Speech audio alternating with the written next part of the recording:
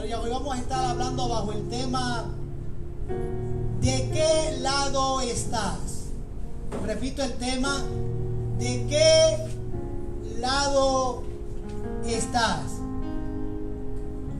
Y en esta palabra hermosa que leyó nuestro hermano Gerardo sobre la curación o la sanación de este hombre que tenía su mano seca. Este relato bíblico lo vamos a ver también en el Evangelio de Lucas y también lo vamos a ver en el Evangelio de Mateo. Y es interesante y que tengamos en mente, porque vamos a hacer referencia al Evangelio de Lucas y también al Evangelio de Mateo, porque tanto Lucas como Mateo como Marcos, aun cuando los tres hablan de este relato, cada uno de ellos en su propio evangelio dan algunos detalles que otros no tienen. Por eso vamos a verlo a la luz de los tres evangelios. De hecho, según Lucas capítulo 6, versículo 6, el Señor Jesús, porque es Lucas el que expresa también, al igual que Marcos, que Jesús estaba en la sinagoga enseñando, al igual que cuando tenía 12 años, cuando se le perdió a sus padres, lo encontraron discutiendo la palabra de Dios en la sinagoga con los eruditos, con los fariseos, con aquellos que conocían la ley. Entonces, al igual que en esa ocasión, aquí vemos a Jesús nuevamente enseñando en la sinagoga la palabra que él estaba expresando. Y en esta primera parte queremos primero resaltar el hecho de la vida de este hombre, el hombre de la mano seca. Si usted va al versículo 1, dice la Biblia que había allí en la sinagoga, en medio de la enseñanza, un hombre que tenía seca una mano. Lucas, el Evangelio de Lucas, es que nos especifica que era su mano derecha. Su diestra, su mano derecha, es la que tenía seca. O sea que entendemos, de acuerdo al Evangelio de Lucas, que él no había nacido con esa incapacidad. Tal vez adquirió esa incapacidad a través de una enfermedad, o quien quita que haya sido un accidente. No tenemos claro cómo fue que su mano fue incapacitada. Lo que sí sabemos era que su mano derecha, su mano seca, su mano derecha que estaba seca, le impedía a él ganarse el sustento. Hay una antigua tradición apócrifa del Evangelio según los hebreos que declara que este hombre era albañil, igual que mi papá era pastor, pero también fue albañil. Y este hombre de la mano seca, de su mano derecha, mano seca, era albañil. Y él fue en busca de la ayuda de Jesús. Y yo debo de entender que fue a buscar la ayuda de Jesús para no seguir pidiendo limosna. Resalte el hecho que usted puede notar en los evangelios, que eran muchos los que tenían diferentes impedimentos y se dedicaban a pedir limosna. Y este hombre busca la ayuda de Jesús porque tiene su mano derecha seca.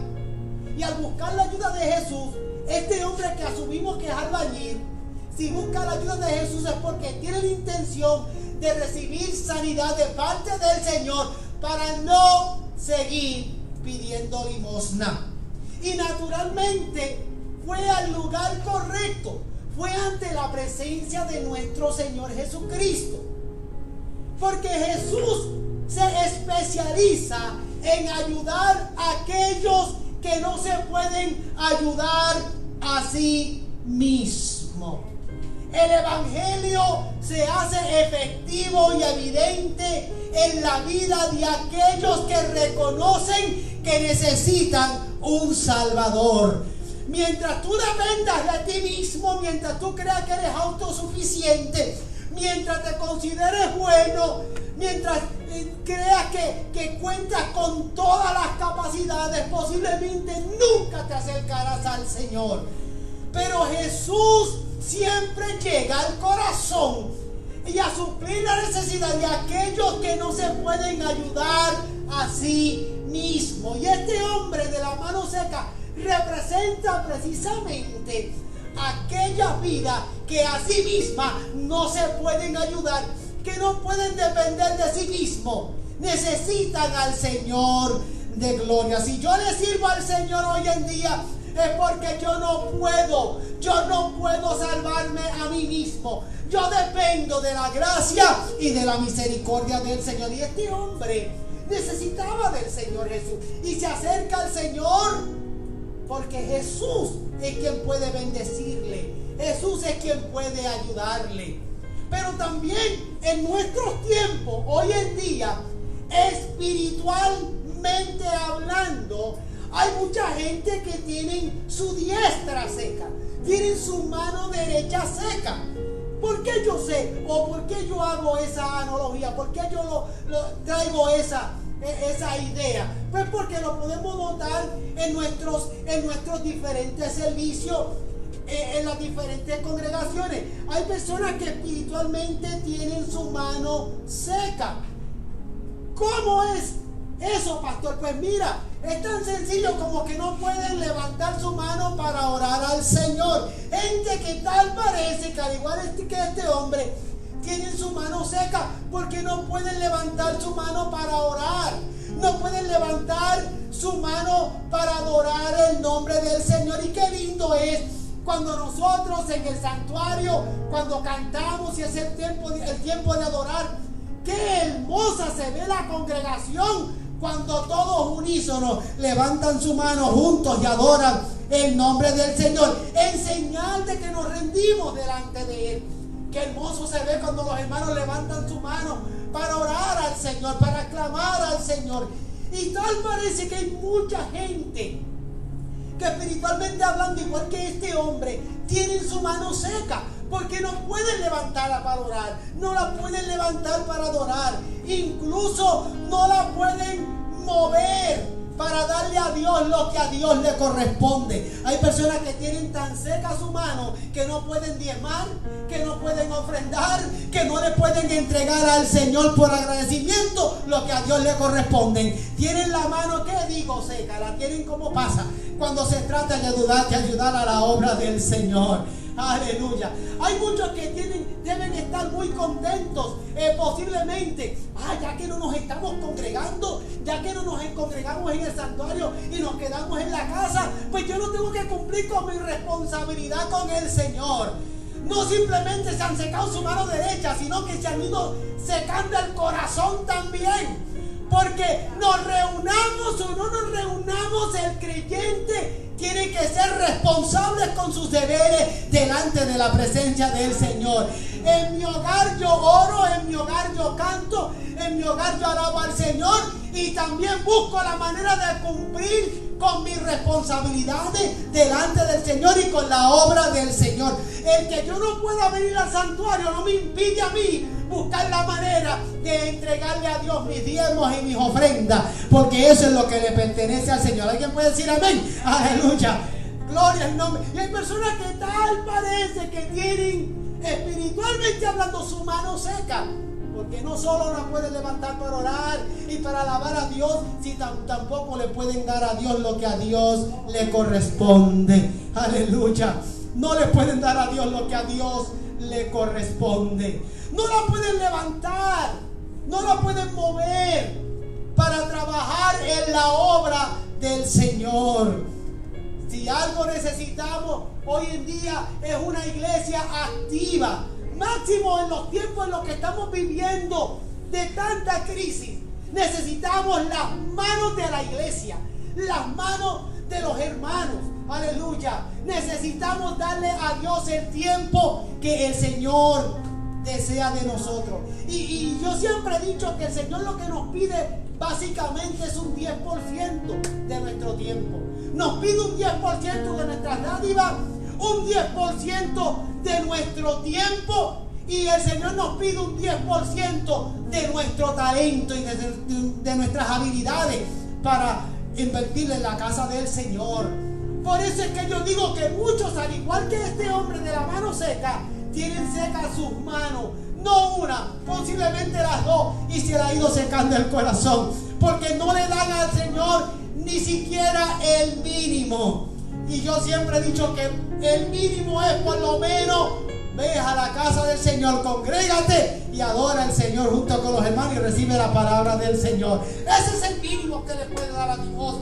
Y en los tiempos que estamos viviendo, que ahora hay menos reuniones, y hay muchos gobernantes y alcaldes que se están aprovechando de esta situación para tratar de cortarle las alas a la iglesia del Señor. Ahí tienen al gobernador de Nueva York, que no simplemente está en contra de todo lo que tiene que ver con lo de Dios y abiertamente lo ha dicho, sino que lo último que se le ocurrió a este individuo es fomentar que no hayan estudios bíblicos ni siquiera en los hogares.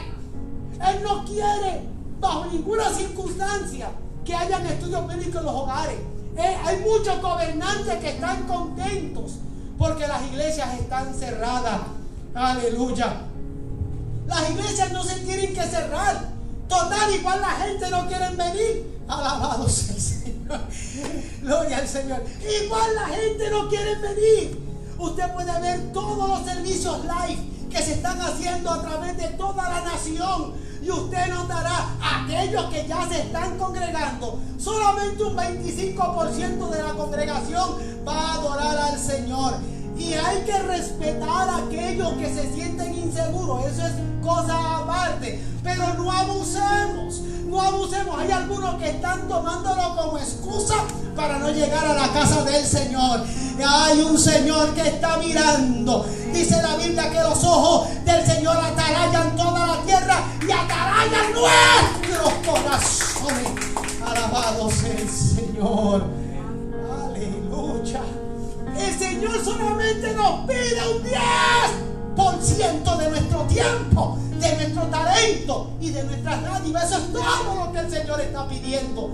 Y son muchos que tal parece que tienen seca no sus manos, sino también su corazón. Aleluya. No pueden poner, tienen tan secas sus manos que no pueden poner su mano sobre un enfermo y orar por liberación y sanidad. Aleluya. Tan así es. Y también son muchos los religiosos que están en ese mismo punto. Aleluya. Pero en el punto número 2, si ustedes van conmigo al versículo 2, vayan conmigo al versículo 2, dice: allá estaban los religiosos espiando a nuestro Señor Jesús. Dice el versículo 2: y le acechaban para ver si en el día de reposo le sanaría, a fin de poder acusarle. Ahí estaban los religiosos acechando a nuestro Señor Jesús para acusarle. El Evangelio de Lucas es quien especifica y dice que esos religiosos eran los escribas y eran los fariseos. Usted sabe que los fariseos eran este grupo que velaban por el cumplimiento de la ley, y los escribas eran los que la escribían. Estos grupos velaban por el cumplimiento, eran muy celosos con el cumplimiento de la ley. Y como el calendario indicaba que era sábado, pues ahí estaban ellos buscando, velando, acechando, buscando la oportunidad para acusar al Señor Jesús. Déjenme repetir eso otra vez. Como el calendario indicaba que era sábado, ahí estaban los escribas y los fariseos, los religiosos, buscando una oportunidad para acusar al Señor Jesús. Y ellos lo hacían una y otra vez. Hay unos cuantos ejemplos de eso. ¿Recuerdan en el Evangelio de Marcos capítulo 1, versículo creo que 23 en adelante? En la liberación de demonios, el Señor estaba libertando a personas endemoniadas en el día de reposo, y ahí estaban ellos acechando Cuando Jesús sanó a la suegra de Pedro, Marcos capítulo 1 también, ahí estaban ellos acechando. Y estaba Jesús sanando en el día de reposo. También lo podemos ver en la sanación del paralítico que describe Juan. Aleluya. Cuando Jesús sanó a la mujer que estaba encorvada. Cuando Jesús sanó a este hombre que era hidrópico. Este hombre que tenía líquido debajo en el cuerpo. Cuando Jesús sanó al ciego de nacimiento. Ahí le estoy mostrando algunos ejemplos donde Jesús en el día de reposo sanó o libertó a alguien. ¿Y quiénes estaban acechando? ¿Quiénes estaban una y otra vez pendientes para acusar a Jesús? Los religiosos. Los religiosos. Y no hay nada diferente hoy en día.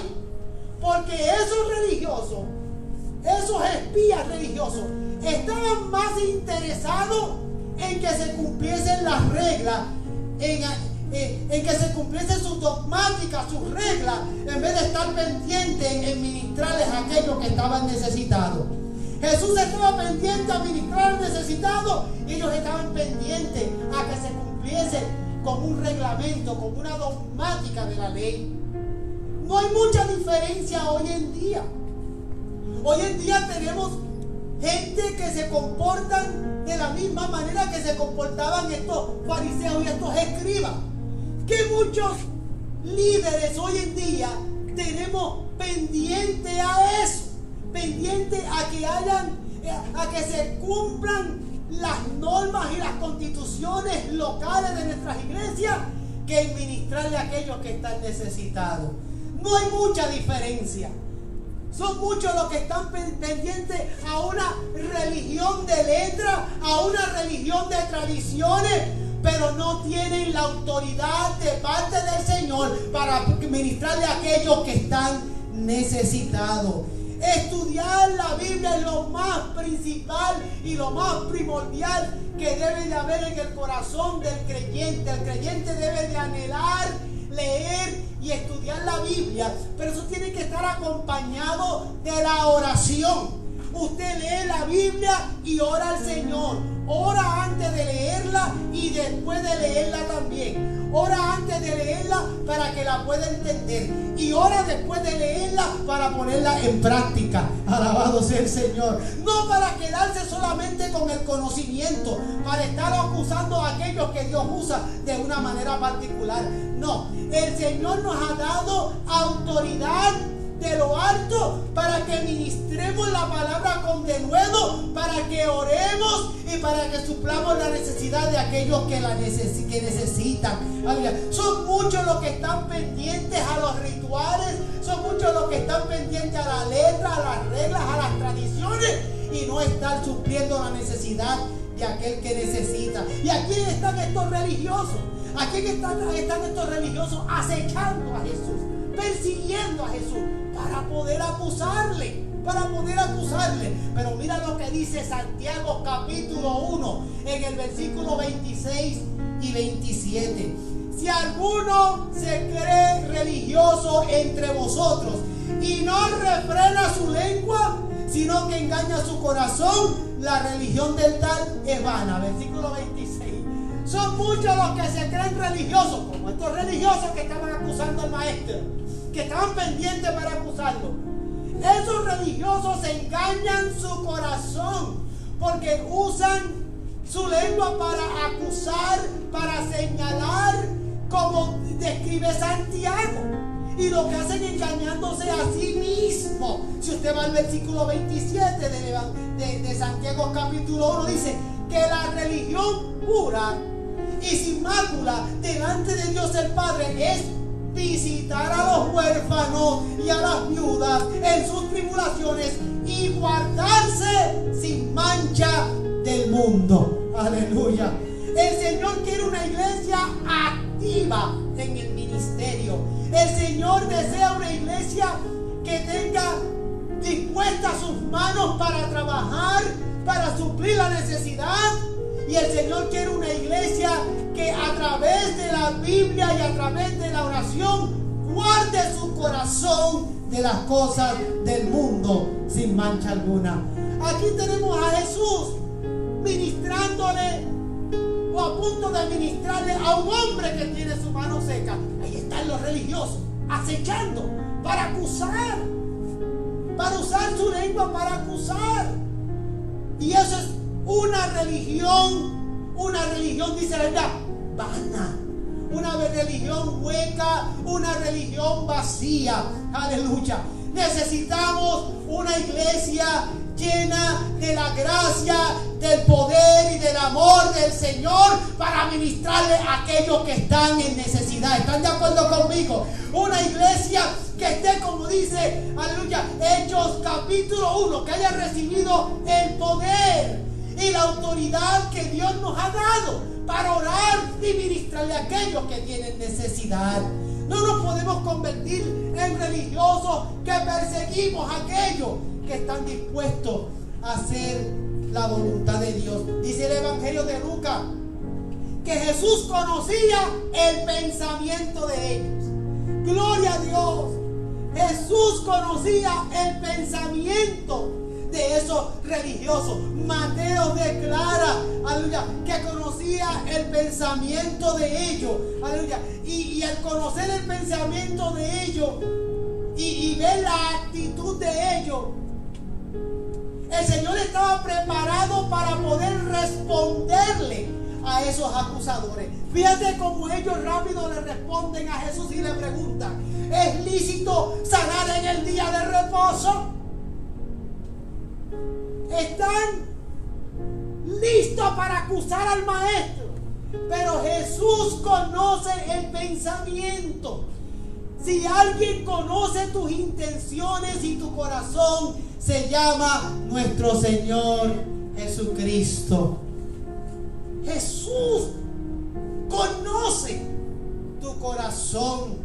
Mateo declara que ellos, para tener de qué acusarle, le preguntaron a Jesús: ¿es lícito sanar en el día de reposo?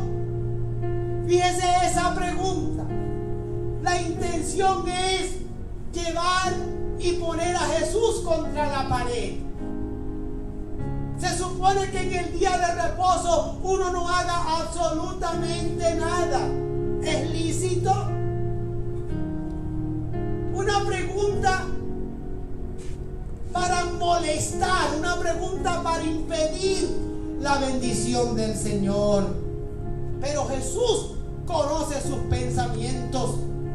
Jesús conoce el corazón de los seres humanos. Si de algo se tiene que guardar la iglesia, si algo tiene que guardar la iglesia, es su corazón. Es su corazón. Porque un corazón puro, un corazón limpio delante del Señor no tiene malas intenciones.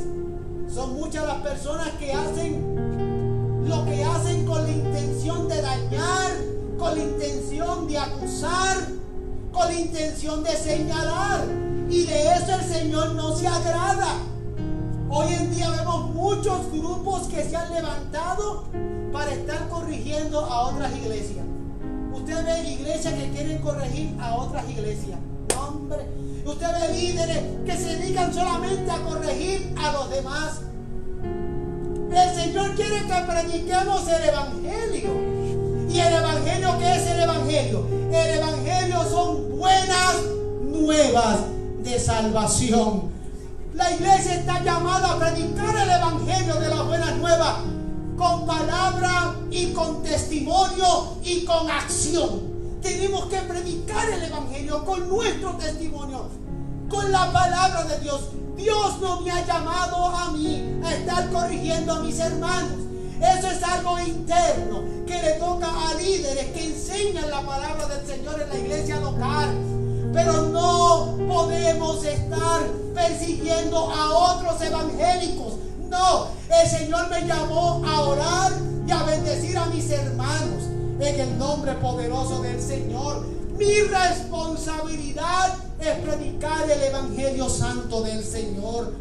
Y ahí estaban los religiosos, como hoy en día, buscando acusar a Jesús. Y le preguntaron: ¿es lícito sanar en el día de reposo.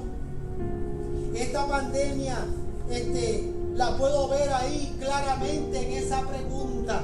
Son muchos los evangélicos que dirán en sus mentes, ¿debería yo ir a la iglesia hoy? ¿Cómo están las cosas?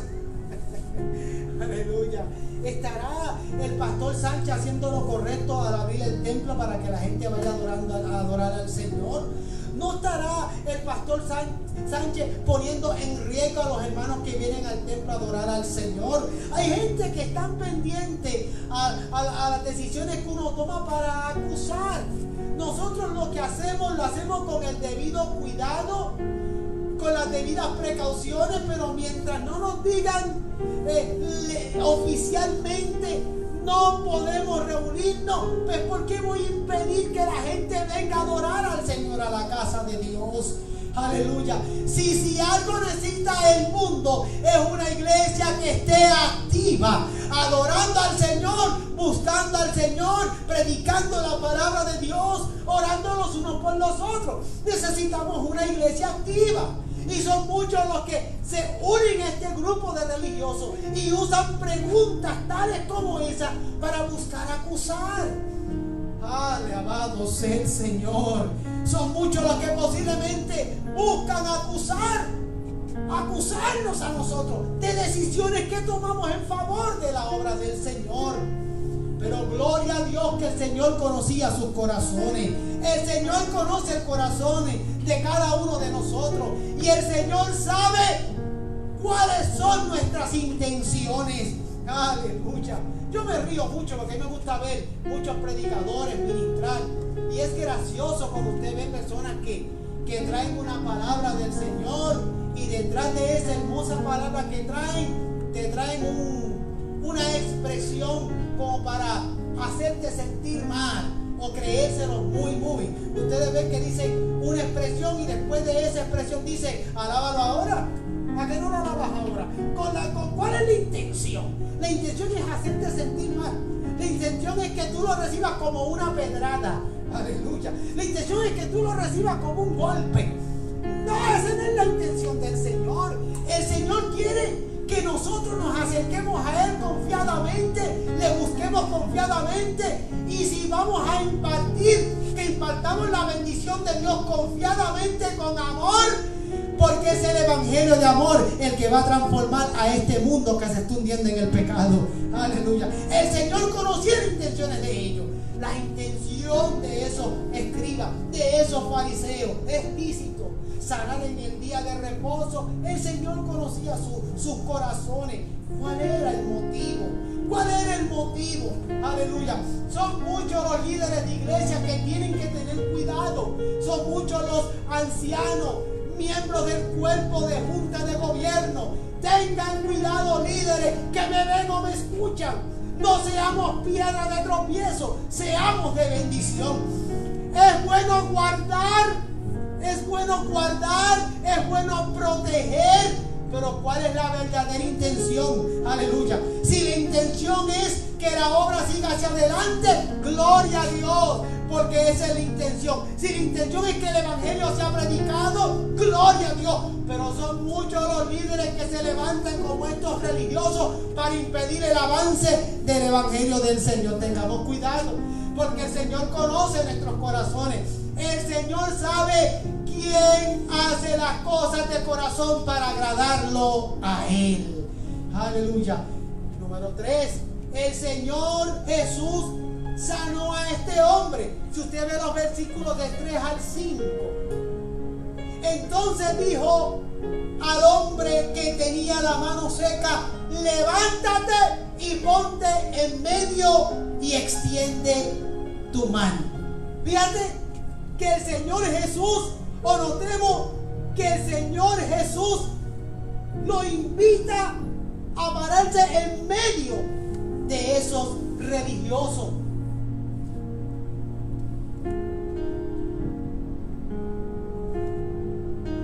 El Evangelio de Mateo, capítulo 12, versículo 10, nótese algo importante.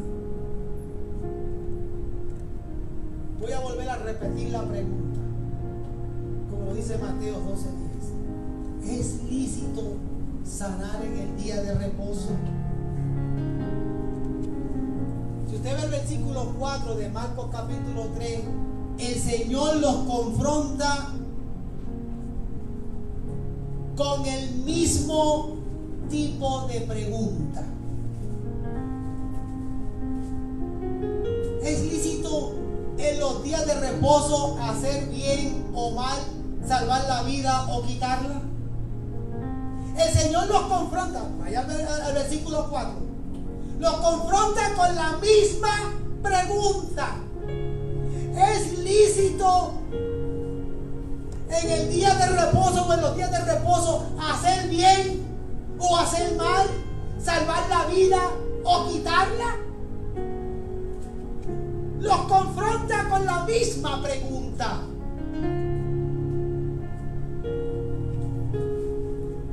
Y dice el Evangelio de Marcos en el versículo 4: ante la pregunta y ante lo dicho por Jesús, ¿qué hicieron esos religiosos? La Biblia dice, pero ellos callaban. Pero ellos callaban. Y eso es precisamente lo que tienen que hacer los religiosos y aquellos pecadores, preguntones y burlones. Deben de callarse. Deben guardar silencio. Si usted no va a aportar a la obra del Señor, si usted no va a ser de bendición en la obra del Señor, calladito se ve más bonito. Alabado sea el Señor. Alabado sea el Señor. Alabado sea el Señor. A mí me gusta coger consejos, honestamente.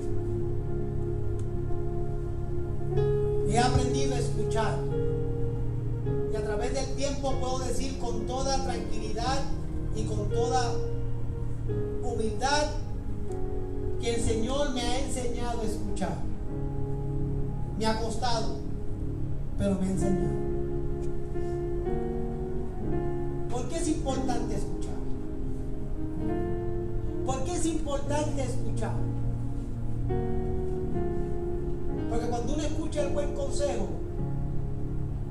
y uno medita en él, uno puede cambiar su forma de pensar. Cuando Jesús confronta a estos religiosos con la misma pregunta, ellos se callaban, no hablaban, no tenían respuesta alguna, pero ellos callaban. Y son muchos los que deben hacer silencio ante la palabra de Dios. Si usted no va a aportar en la obra de Dios, no hable. Si usted no va a ser de bendición, no hable. Si usted no va a ser parte del crecimiento, no hable. Quédese callado. Quédese callado.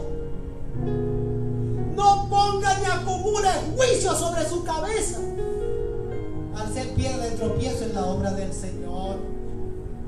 Porque son muchos los que se burlan de las cosas del Señor. Incluso líderes. Incluso otros líderes religiosos que se burlan de las cosas del Señor. Cuando uno es de bendición, uno debe de callarse la boca. En el mes de enero, en el mes de diciembre, la mayoría de las iglesias celebran sus famosas asambleas. Asambleas que a mí no me gusta celebrar. Porque yo he notado en la mayoría de las asambleas que la gente pierde el control y le faltan el respeto a los líderes. Y normalmente los más que reclaman y pelean son los que menos aportan.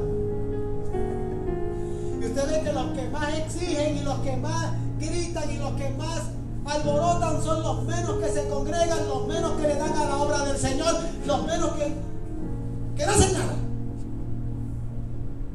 Y qué vergonzoso es ver líderes que estorban en vez de ser de bendición.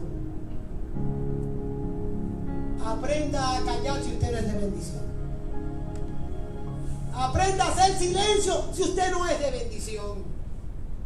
Ante lo dicho por Jesús, los religiosos se callaban. Y son muchos los que me ven y me escuchan que tienen que aprender a hacer silencio si no son de bendición.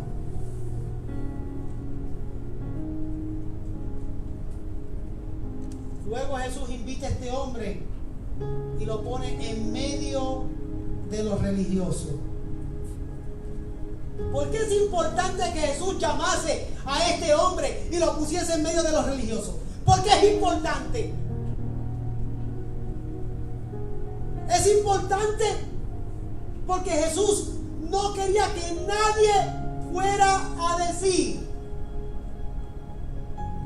que el milagro que estaba a punto de operar en ese hombre era consecuencia de su gestión mental o de alguna ilusión visionaria o de achacarse el milagro a cualquier otra cosa. Porque son muchos líderes religiosos, porque los veo por internet de cada rato, que a todos los milagros de Jesús le buscan explicaciones. No quieren aceptar que el Señor se glorifica como Él desea glorificarse. Hay líderes religiosos que están tan tradicionalistas que no quieren aceptar que el Señor se puede glorificar en sanidades y en milagros en la obra del Señor. Que hayan gente que le dé más importancia a los milagros de las sanidades, eso es harina de otro costal. Si no les enseñan bien la Biblia, eso es otro asunto. Pero yo sí creo firmemente, lo he dicho una y otra vez, el Señor sanó ayer, el Señor sana hoy, el Señor sanará mañana. En su tiempo, aleluya, en su tiempo, en su soberanía, el Señor se glorifica porque Él es el Señor. Él es el Señor. Nosotros oramos para que se haga su voluntad. Y el Señor sabe cuándo y cómo se ha de glorificar en cada vida de manera particular, porque Él es el Señor. Jesús lo puso en medio porque ese milagro iba a ocurrir. Y como ese milagro iba a ocurrir, Jesús no quería que le achacasen el milagro a cualquier otra cosa. Porque son muchos los líderes hoy en día que no quieren aceptar ni quieren entender que el Señor Jesús todavía hace milagros. Y el Señor hace maravillas. Y el Señor se glorifica. Aún en cosas pequeñas uno puede orar y el Señor se glorifica. Porque Él es el Señor. Y nosotros no queremos darle crédito a eso. Muchos líderes piensan que los milagros ocurrieron en tiempos bíblicos y ahí quedó todo. No, el Señor se sigue glorificando. Nosotros predicamos, nosotros oramos, nosotros intercedemos y quien hace el milagro es el Señor de gloria, porque Él es el Señor. Yo soy producto de la sanidad del Señor. ¿Cuántos también aquí? El Señor a mí muchas veces me ha sanado. Alguien puede levantar su mano y decir en el santuario: a mí el Señor me ha sanado. El Señor mira que muchos el Señor se ha glorificado en ellos. Porque el Señor se glorifica cuando el pueblo clama a Él, ora de la manera correcta. Dice el Señor: si hay algún enfermo, llamen a los ancianos de la iglesia y orando, el Señor les sanará. El Señor iba a hacer un milagro en este momento y lo puso en medio de los religiosos. Hoy en día son muchos los líderes que ni siquiera no quieren que se haga ni llamado. Bueno, con la situación de la pandemia ahora mismo no lo podemos hacer. Pero hay personas que antes del asunto de la pandemia, hay muchos líderes religiosos que ni siquiera quieren que la gente pase al frente a recibir la oración de fe. Qué hermoso es cuando podemos orar los unos por los otros. Qué lindo es cuando llega el momento de la oración y alguien dice yo deseo oración y un hermano se le acerca para orar por él y juntos podemos orar los unos por los otros. Qué hermoso es cuando oramos los unos por los otros. Qué hermoso es cuando llegamos al altar del Señor en la casa de Dios y oramos por nuestros hermanos en la fe. Yo creo en el poder del Señor. Digan lo que digan los religiosos hoy en día, yo siempre he creído en el poder del Señor. Quien no quiera creer, pues ni modo. Quien le quiera buscar explicaciones a todo lo que el Señor hizo en su palabra, allá ellos. Yo creo en el poder del Señor. Yo estudié la Biblia en el seminario, como miles de personas lo han hecho. Pero por alguna razón extraña, mucha gente cuando salen de los seminarios,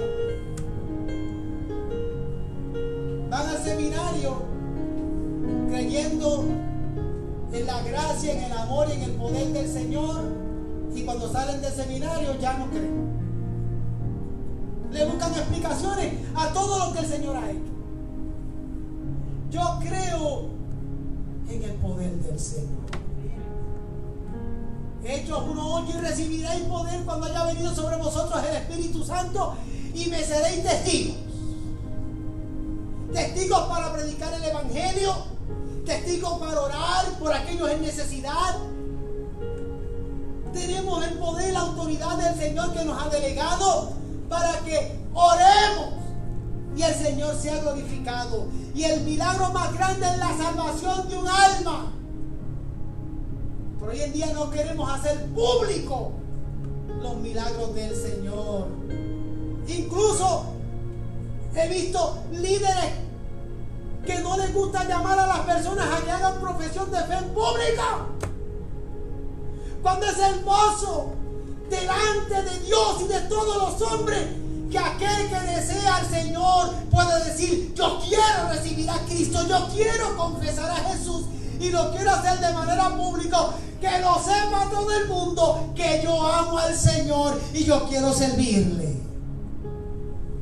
Son muchos los que ya quieren limitar todo eso. Además, Jesús le quería dar una oportunidad a estos religiosos. Le quería dar la oportunidad a estos religiosos que sintieran compasión y creyeran en el Señor de los milagros. Y creyeran que el Señor de los milagros es superior que las tradiciones y los dogmas de la gente.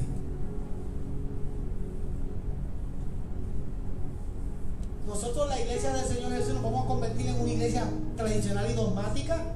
Esa es la voluntad de Dios, que nosotros como iglesia nos convirtamos en una iglesia tradicional y dogmática. No, el Señor quiere que seamos una iglesia activa. Dice el versículo 5: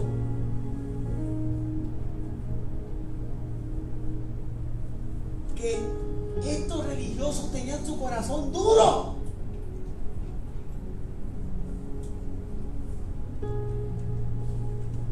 Jesús pudo percibir la dureza del corazón de estos religiosos y provocó en Jesús tristeza y enojo. ¿Lo dice la Biblia o no? Están conmigo en el versículo 5, dice claramente. Esa dureza del corazón de los religiosos provocó en Jesús sentimientos de tristeza y de enojo. Yo pienso que hoy en día, por la falta de arrepentimiento, por los corazones duros de muchos religiosos, eso está provocando sentimientos de tristeza y de enojo con nuestro Señor Jesús. ¿Sabes cuántas iglesias tienen tienen sus vidas contrictadas, el Espíritu Santo contrictado, entristecido. Son muchos los líderes, los religiosos, creyentes que han endurecido sus corazones. El Señor quiere una iglesia compasiva y sensible a la necesidad. Segunda de Pedro 3:9 lo dice claramente. La falta de arrepentimiento está endureciendo el corazón de mucha gente. ¿Dónde está la sensibilidad del pueblo del Señor? ¿Dónde está la compasión del pueblo de Dios? Por eso llamó a este hombre de la mano seca y lo puso en medio de los religiosos. Estaba dando la oportunidad de que sintiesen compasión. Quería que el milagro fuese público. Y le dijo: levántate y extiende tu mano. Nótese algo importante. Jesús no hizo una oración formal y tradicional. Dice, le ordenó: extiende tu mano. Simplemente lo invitó a actuar en fe. Extiende tu mano. Sean honestos. ¿Cuántas veces el Señor te ha invitado a actuar en fe? Yo doy fe que han sido muchas las veces que en mi corazón he sentido cuando el Señor me invita a actuar en fe. El Señor lo pone en tu corazón. El Señor quiere invitarnos a actuar en fe, creer en su palabra, no buscarle explicaciones a todo lo que el Señor ha dicho, sino a ser hacedores y a creer por fe. La Biblia dice que la fe sin obra es muerta. Aleluya. La falta de fe te está robando la bendición. El Señor invitó a este hombre a extender su mano. Simplemente le invitó a actuar en fe. ¿Y cuál fue el resultado? La Biblia dice que su mano fue restaurada sana. Lo voy a invitar a levantar su mano derecha y decir: gracias, Señor. Eso es lo que el Señor quiere, que usted actúe en fe. Aleluya. Actuar en fe. Señor, gracias. Actuar en fe. Yo no sé cuál es tu petición, yo no sé cuál es tu necesidad, yo no sé cuál es tu problema, yo no sé cuál es. Yo simplemente quiero invitarte a que actúes en fe. Extiende tu mano, levanta tu mano al cielo y ríndete al Señor y dile: Señor, aquí yo estoy delante de ti con mi necesidad de salvación, con mi necesidad, cual sea tu necesidad. Extiende, levanta tus manos al Señor, pídele al Señor, actúa en fe delante de Dios. Dice que su mano fue restaurada sana. Aquellos religiosos que estaban pendientes para acusar al Señor pudieron ver el poder del Señor manifestado en ese momento. Porque es que este mundo en el que estamos viviendo, en el mundo que estamos viviendo y en la situación que estamos viviendo, la iglesia tiene que actuar en fe, tiene que caminar en fe, confiando en el Señor y en su palabra. Aleluya, porque el mundo tiene que ver la gracia del Señor siendo manifiesta. Extendió la mano y su mano fue restaurada. Pero el Señor lo puso en medio de los religiosos.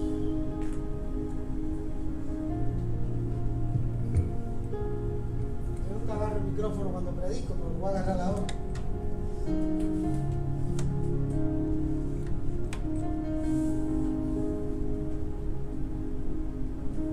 El mundo se está perdiendo y los religiosos peleando quiénes son calvinistas y quiénes no. Ay. El mundo se está perdiendo y la gente peleando quiénes son arminianos o no.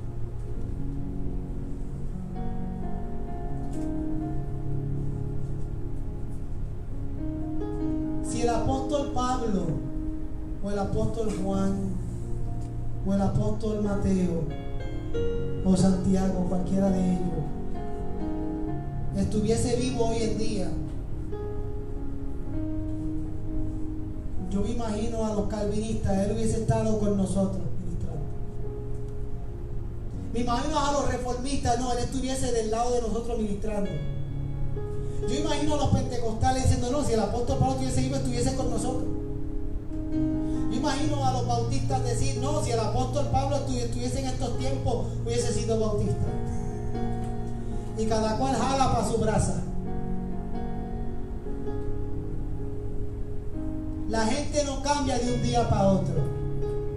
La gente hay que enseñarle la palabra del Señor, que la lean, que la estudien, que la mediten, que oremos, pero el Señor también nos invita a actuar en su palabra.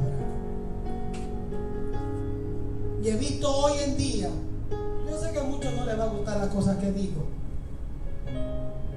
pero he visto hoy en día a la gente más pendiente a corregirse los unos a otros, mientras el mundo, y lo tengo que decir con todas sus letras, se lo está llevando el diablo.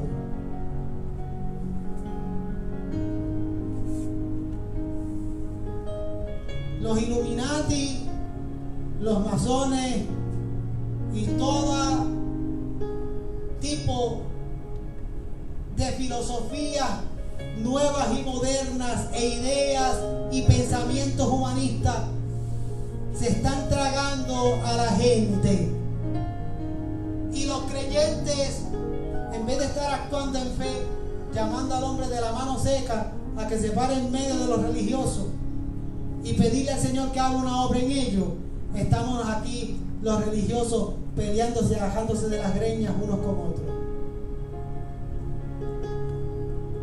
Y los creyentes que no tienen posiciones ninguna, que simplemente son creyentes que van al templo, en vez de leer sus Biblias y orar al Señor y pedirle a Dios sabiduría, misericordia y amor, se dedican solamente a buscar qué les conviene cumplir y qué no.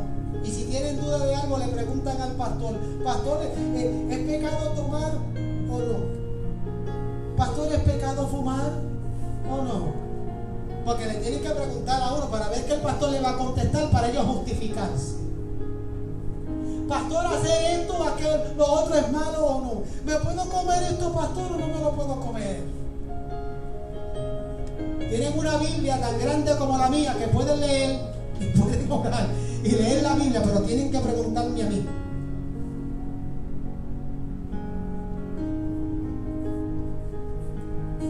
¿Qué nos está pasando? Se nos ha secado no solo las manos, sino el corazón y el alma. Decía el Señor: aviva tu obra en medio de los tiempos. Vaya poniéndose en pie conmigo. ¿Ustedes no creen que esa oración es importante hoy en día? Señor, aviva tu obra en medio de los tiempos.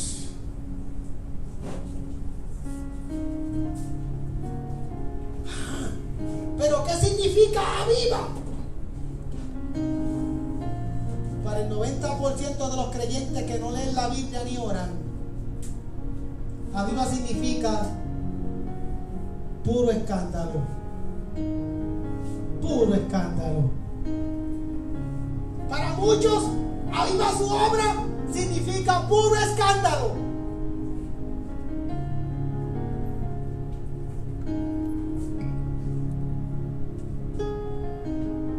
Yo veo el término aviva tu obra en medio de los tiempos cuando Jesús paró a ese hombre de la mano seca en medio de los religiosos y le dijo: extiende tu mano. El Señor quiere una iglesia avivada, no desordenada, no escandalosa, no. Una iglesia avivada es una iglesia que cree en su palabra, es una iglesia de oración, es una iglesia de búsqueda, es una iglesia de fe en su palabra, con la autoridad del Señor y la capacidad de decirle al necesitado: extiende tu mano.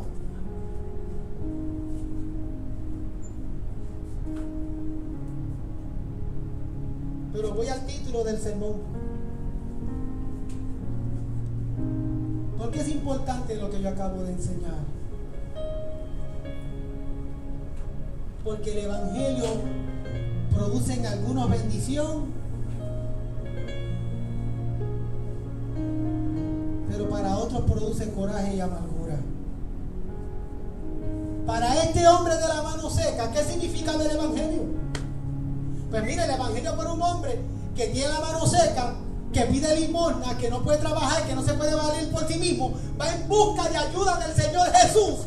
Y cuando llega ante la presencia del Señor, mientras Jesús está enseñando, lo llama y lo para en medio de los religiosos. Y mientras los religiosos están orando y meditando, estaban pendientes para acusar a Jesús, Jesús le dice a este hombre: extiende la mano. Pues ¿qué significa el evangelio para este hombre? Para este hombre de la mano seca, el evangelio significa salvación, sanidad y gozo perpetuo, porque su mano fue restaurada sana. ¿Qué significa el evangelio para este hombre? Significa restauración, transformación. Pero para los religiosos que estaban allí pendientes para acusar a Jesús, ¿qué significó el evangelio para ellos? Enojo.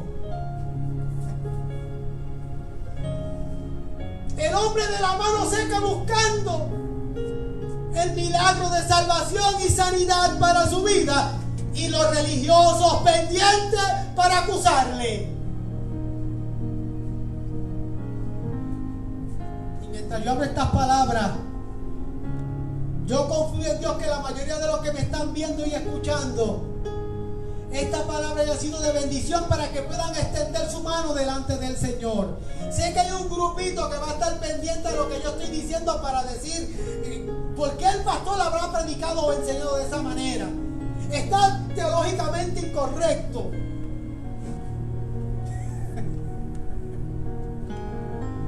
Lo voy a decir con mucho respeto y con mucho cariño. No me importa.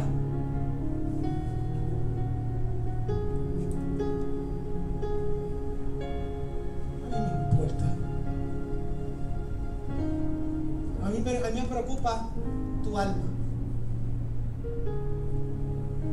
que tú puedas extender tu mano.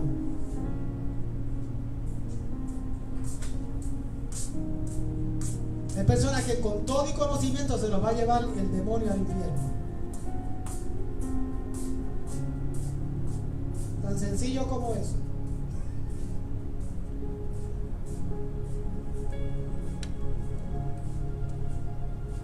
¿Se imaginan el ladrón que estaba precisamente a la derecha de Jesús? Con un corazón arrepentido le dijo al Señor: acuérdate de mí cuando vengas en tu reino. Jesús le dijo la misma palabra que le dijo al hombre de la mano seca, de otra forma: de cierto te digo que hoy estarás conmigo en el paraíso.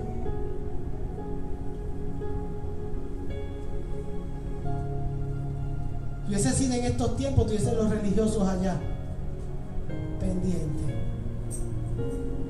para acusar y decirle: no, primero tienes que bautizarte, primero tienes que hacer esto, tienes que cumplir con lo otro, tienes que cumplir con estas dogmáticas, con estas tradiciones, entonces podrás entrar al reino de los cielos. Jesús le dijo: hoy estarás conmigo en el paraíso. Y Jesús lo que quiere es que tú en esta tarde extiendas tu mano, y Él va a restaurar tu vida y tu corazón.